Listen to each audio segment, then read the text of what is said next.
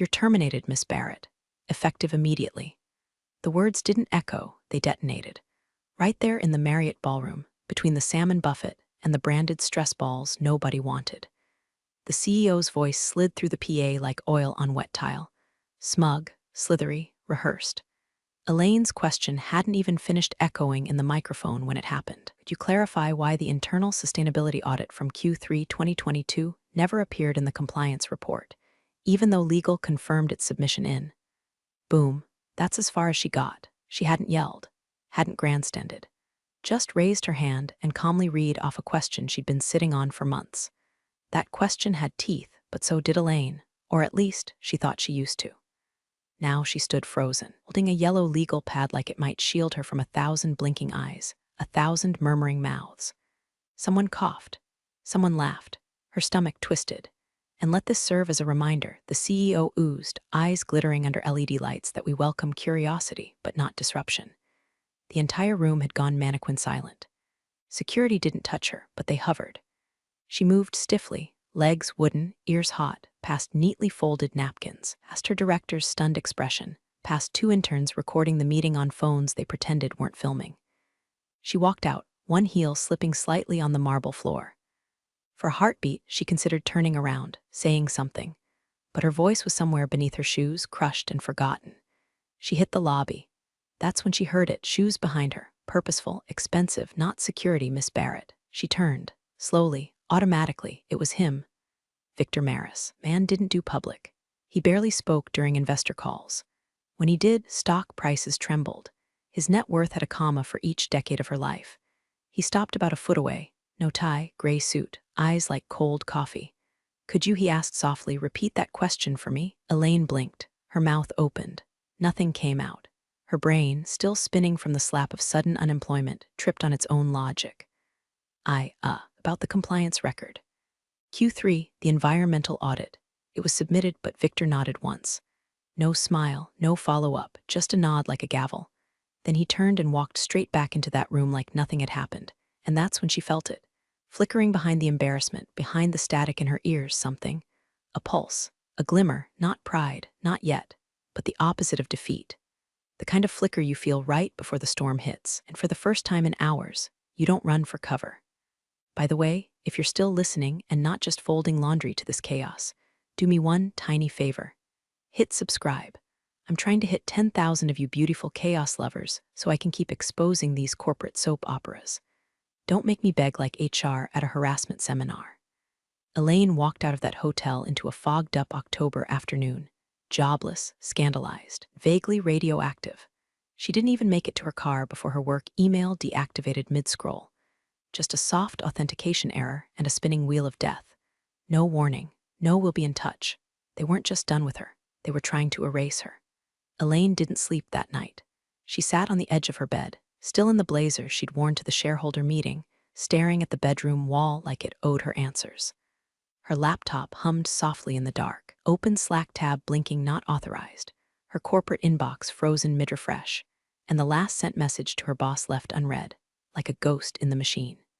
Every time she closed her eyes, she saw the CEO's smug little smirk, heard the way he bit off the word disruptive like she'd committed arson in a cathedral instead of asking a question about a missing audit report. By 3:12 a.m., she'd gone full doom spiral, resume ruined, career dead, LinkedIn tainted with a scarlet compliance witch mark. Her references, probably already briefed by legal. Her HR file, edited, sanitized, weaponized. Then came the ping. LinkedIn, new request, no profile picture. Name, Travis B. Headline, risk consultant, independent, no work history. One connection, her message, saw what they did to you. You were right. Her fingers hovered over the keyboard. Her first instinct was to delete it. Block the guy. Earn it down. But something in her spine twitched. She clicked accept. The second she did, the profile vanished.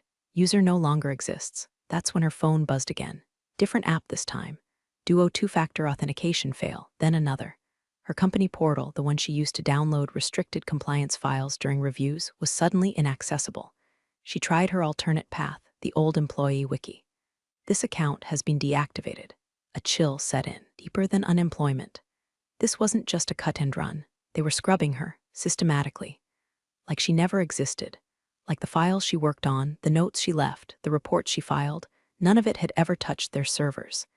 Except it had, and she knew where it had. Elaine shoved her laptop aside and pulled out the dusty Western Digital external drive she hadn't used since 2019. It still had the sticker from her old cube on it. Compliance. We notice SHT you don't. She plugged it in. A whir, a beep. Then folders bloomed onto the screen. Vendor Sustainability 2022 Temp Reporting Overrides Wellspring Project / Legal Review V3 Draft buried under layers of archival sludge was her paper trail. Not everything, but enough to remind her she wasn't crazy. That report had existed. She'd submitted it. She had the timestamp metadata to prove it.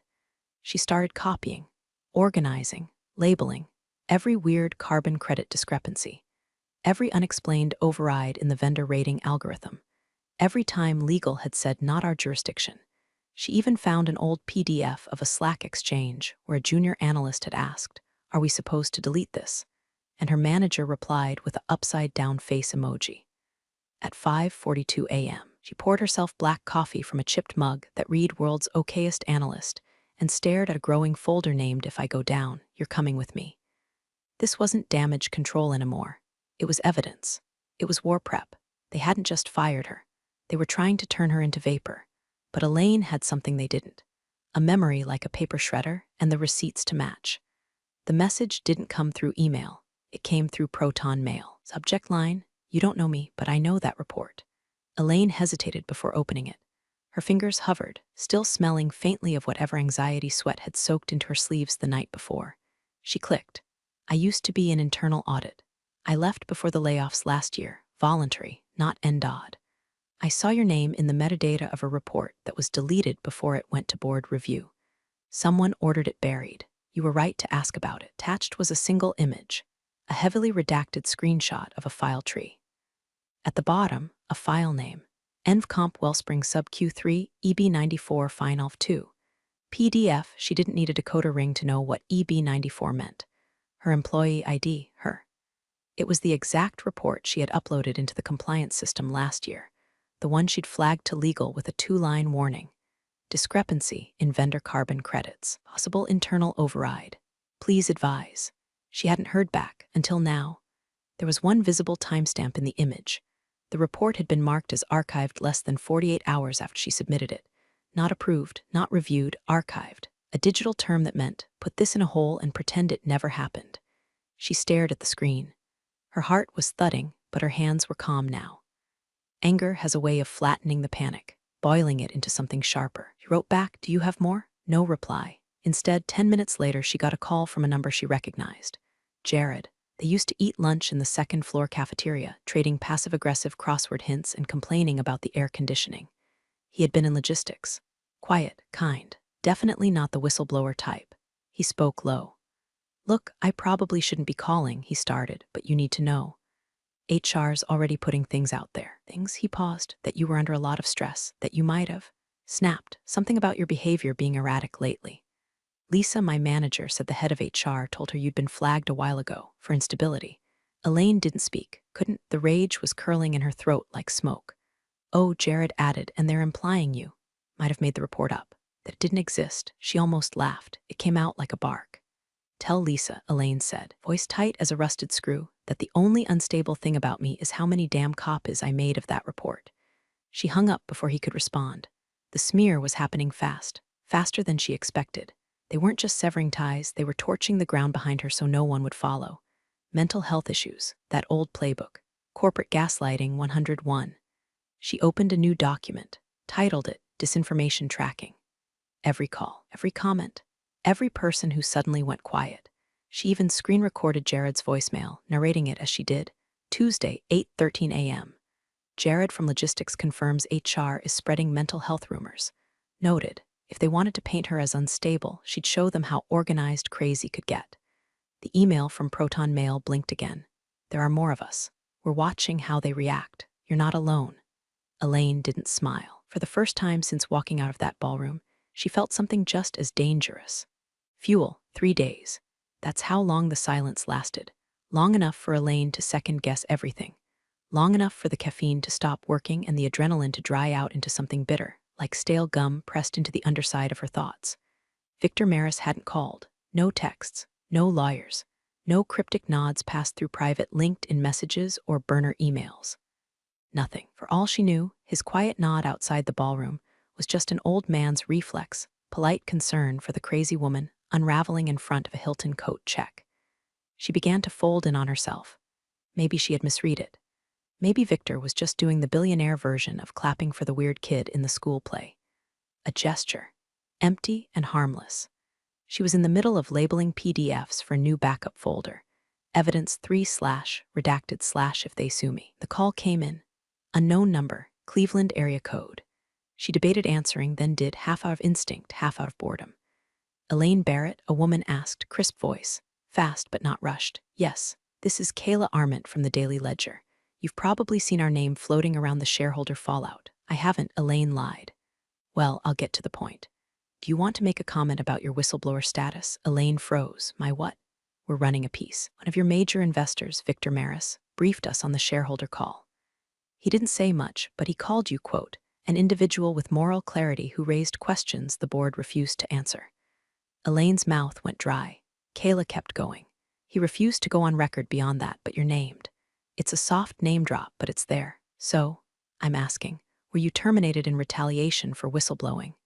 Elaine glanced at her wall. She taped sticky notes in a pattern that now looked less like an evidence board and more like an emotional breakdown in pastel. She stalled. Is that what you're going with? That I'm a whistleblower? Well, are you? That word. It sounded so clean, like something with a hotline and a handbook. Not like what she'd lived. Not like being locked out of servers at 2 a.m. Not like someone calling her unstable behind her back. Not like watching a report disappear into corporate airspace. But still, Victor said it, not her. He'd thrown her name into the storm, gently but intentionally. She hadn't imagined it. I guess that depends on how you define it, she said finally. Kayla chuckled. We'll take that as a pending comment. We're publishing tomorrow. Elaine hung up without saying goodbye. And now the silence meant something different. Victor had heard her. He had believed her. He didn't call because he didn't need to. He already put her in play. Now she was a piece on the board. Her phone buzzed again. Twitter notification. #moral clarity was trending locally. Another buzz, this time from Signal. Message from an unknown contact. They're scared now. Be smart. They'll try to spin it. Attached, a screenshot of a Slack message from a senior compliance officer at the company, her name. A warning, a containment strategy. Elaine leaned back in her chair. This wasn't her fight anymore, not just hers. She was a symbol now, a vector. They were watching her. The company, the board, the investors, the press, and Victor. He was the one who made sure everyone had their eyes on her, not to protect her, to see what she'd do next. Elaine was halfway through her third rewatch of the same 3-minute clip from the shareholder meeting, her voice calm, steady, echoing into silence, right before the CEO butchered her name on the public termination, when it hit her. Not a revelation. A password. Cold Stack 192. It was a throwaway phrase she'd used back when the company transitioned its internal storage to an off-site server farm, one of those temporary archive systems that everyone promptly forgot existed once the new SAW compliance platform rolled in, and buried it all under layers of bells, whistles, and auto-deletes. She remembered. She hadn't touched that system in over 2 years, not since she used it to manually back up her notes from an energy compliance summit, because the internal project manager kept accidentally deleting documents that didn't align with the PR team's goals. She logged in. To her shock, the server was still live. Outdated UI, clunky file trees, ugly font that screamed Windows XP nostalgia. But live, and inside, everything. Drafts of quarterly reports that were never published. Email chains where VPs debated whether carbon credits could be creatively forecasted based on projected offsets. A memo where legal literally wrote, if we don't acknowledge the discrepancy, technically it doesn't exist. Then came the jackpot, a deleted compliance summary for Q3, dated 6 months after Elaine's original report was archived. Someone had pulled her findings, stripped her name, reworded it into a soft warning that data synchronization issues made proper environmental review impossible that quarter. In other words, we lost the files, wink wink. They didn't bury the truth, they rebranded it. Elaine stared at her screen, every tab a new form of vindication and a new liability. This was no longer about one report. It was about a company-wide pattern of sanitizing noncompliance into marketing buzzwords. She zipped the files, labeled the folder, shareholder packet a confidential source 001. Then she created a burner email. Then she found the mailing list. The one her ex-colleague had once shown her, laughing, saying, "These rich bastards will open anything with the word divestiture in it." At 2:39 a.m., she hit send. Subject line, review immediately. Compliance concerns RGS Holdings. Then she waited. She didn't have to wait long. By 7:15 a.m., internal Slack at her former company lit up like a Christmas tree on lithium. Someone from IT leaked a screenshot. Why is the old cold stack server still up? Did anyone authorize the data dump? Delete the backups now. Then, who the hell sent this to the investors? The CEO wasn't tagged, but legal was. Then someone made the mistake of dropping the word whistleblower in the open channel. HR immediately purged the thread, not before another employee screenshotted it and DM'd Elaine from a burner Reddit account. "You're not alone." Elaine stared at the chaos from her safe distance. For the first time since this began, she wasn't reacting. She was orchestrating, and buried in the files she'd sent, the one slide she knew would trigger a deeper panic, was a line item flagged as adjusted offsets, vendor estimate only, referred to a third-party contractor that allegedly planted trees to offset shipping emissions. But in the real numbers, those trees didn't exist. The carbon credits were fictional. Elaine had only dropped one packet. She had 4 more, each with more teeth. And this time, she wasn't burning bridges. She was lighting them from both ends. Elaine barely had time to finish her cereal, dry, because milk felt too optimistic when the first message came in. Burner Proton Mail. Subject, "You're not the only one they erased." Inside, a scanned NDA, redacted signatures. A timestamp from the peak of last year's strategic downsizing initiative. The message underneath was short. Just, "I was in data audit. They paid me to leave and stay silent. Didn't say I had to forget. If you leak this, don't say my name. But keep swinging." Attached, a memo from the same internal compliance server Elaine had just raided. Detailed temporary overrides of key financial flags during quarterly reporting, marked explicitly for internal audience only. Elaine leaned forward. The language was slippery, buried in jargon, but she could read it like sheet music. The override let them reclassify vendor reimbursements as carbon offsets in certain quarters. Translation: they were turning refund requests into eco-points. By the time she opened Signal, her heart was a drumline. Another message? No text, just a file upload. USB Financial Archive Final/EBC. Elaine recognized the initials before she even opened it. EBC equals Executive Blind Copy. She used to prepare EBCs during quarterly compliance reviews. They were not standard reports. They were curated, toned-down briefings sent only to the C-suite, sanitized for narrative clarity. This USB was different. It wasn't sanitized. Inside, spreadsheets tracking discretionary logistics allocations, which sounded harmless until she cross-referenced the vendors. Private jets, 5-star resorts, rental cars in cities with no corporate hubs, passenger lists labeled guest. One name caught her eye: Alyssa Merritt, the CEO's daughter. 3 trips to Lake Como, 1 to Bora Bora. All billed under vendor relations review. One line item even said organic catering, altitude-sourced menu. Elaine nearly choked on her spoon. By noon, a third message came through, encrypted voice. The kind of thing paranoid tech bros use before launching crypto startups or whistleblowing on 3-letter agencies. The voice was distorted but calm. "We met at the 23 ethics offsite. I was on the legal side. I kept quiet because I had kids in private school. But your archive file, that stirred the hive. The board is scrambling, and there's more. Look up AgriSure Transfer Memo V4. You'll know it when you see it. Also, nice touch with the packet title." Bold, then, click. Elaine opened a new doc. Incoming leads verified. She began organizing everything. Tagging evidence. Cross-linking terms. Her desktop looked like a prosecutor's fever dream. And still, the sentence from her first burner contact wouldn't leave her head. "You were right to ask about it." All of this because she asked one question. Fired a mid-level compliance analyst. They forgot she color-coded corruption. They forgot she saved everything. And now, her focus was blade sharp. No more doubt, no more whiplash. This wasn't about vindication anymore. It was about exposure. Because the thing about people like Elaine, they don't come for revenge. They come with receipts. The memo was a masterpiece of corporate spin, passive-aggressive prose wrapped in HR-scented perfume and printed on letterhead that probably cost more than Elaine's monthly rent. Subject: regarding recent media activity by former employee E. Barrett, it opened with a hollow throat clear, as you may have seen in recent headlines. Then it got nasty. Elaine was described as emotionally compromised, possibly acting out of personal grievance, and most cutting of all, showing patterns of unstable behavior during her final weeks of employment. No names were signed at the bottom, just Office of the CEO, but everyone knew who wrote it. The message was clear: discredit the messenger, smear the woman, call her emotional, irrational, vengeful. What the CEO didn't know, the memo leaked. Within 3 hours, screenshots were circulating on Reddit under the title, CEO Gaslights Ex-Employee Gets Ratioed. By the end of the day, it hit LinkedIn. Executives were liking and unliking it so fast it looked like a cardiac monitor. And then Victor Maris finally moved. Not publicly, not yet, but word came through a whisper chain Elaine had learned to trust. Victor had requested a private board session.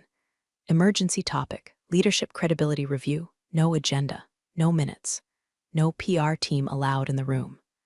Hours later, a scheduled press conference, one meant to unveil the company's new Sustainability Vision 2030, was quietly yanked from the website. No reason given, but the timing wasn't subtle. Elaine, meanwhile, had already prepared her final card, the one she swore she'd only play if they tried to drag her name through corporate mud. And oh, had they dragged. So now, she gave the internet a gift.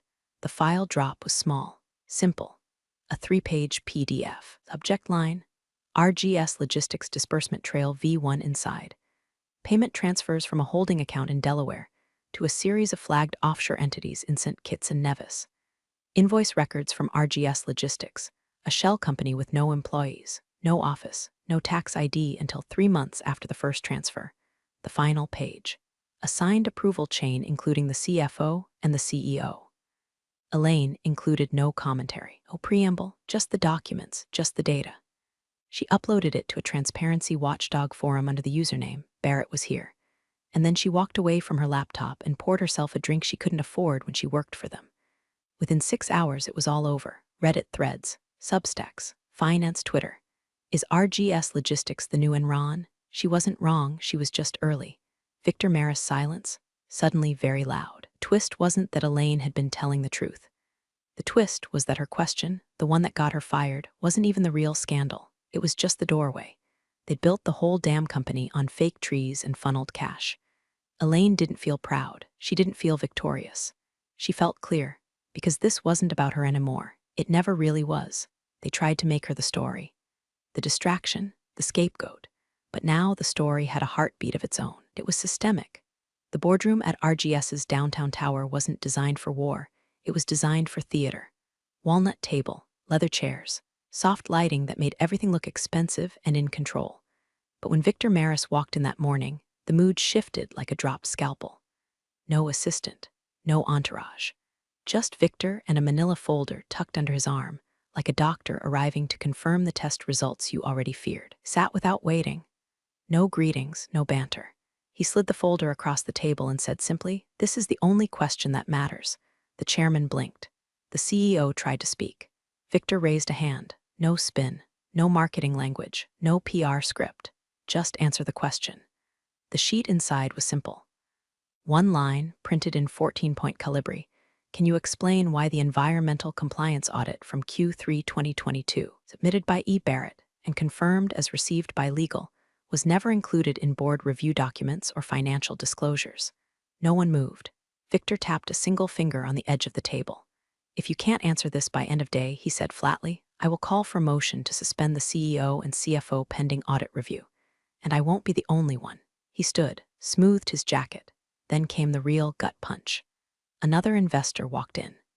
Then another, each holding a copy of the same single sheet. Not shouting, not grandstanding, just presence. The message was clear. This wasn't Victor going rogue. This was a coalition forming. Elaine, meanwhile, sat on her couch with a coffee ring bleeding into her favorite notebook, and a cat she didn't own curled up by her foot like some stray karma. She hadn't opened the blinds in 2 days, but the room was lit, partly by sunlight, mostly by the blue glow of incoming pings. Then came the knock.